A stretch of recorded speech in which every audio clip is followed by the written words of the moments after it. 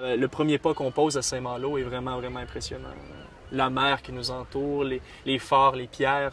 Les remparts, tu me parlais des traces laissées par les obus. C'est de voir qu'il s'est passé des choses, c'est incroyable. L'histoire du Québec est jeune.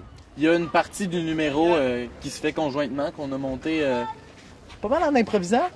Oui.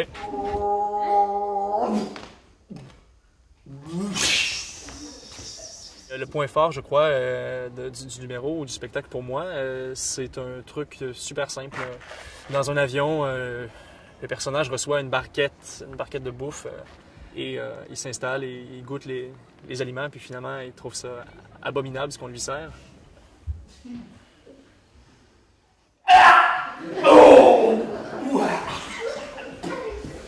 Tu as un contact incroyable avec les enfants.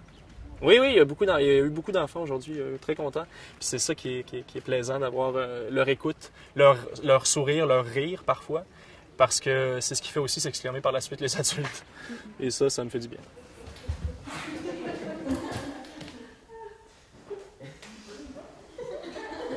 De tout ce que je fais, c'est le slam qui s'intitule En France, que j'ai composé en hommage à la France, en fait, qui contient une 60aine de noms de villes françaises.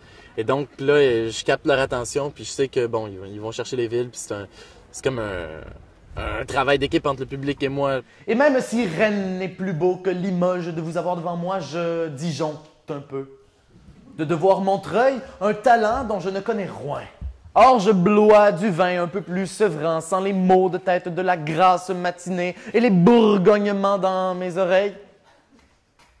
Mais je ne mange pas de calmar. Le public français est totalement différent du public au Québec.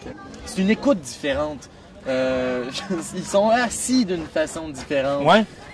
Ils regardent d'une façon différente. C'est qu'ils sont si subtils qu'en bon public, éthiquement étiquetés d'actes anti-héroïques.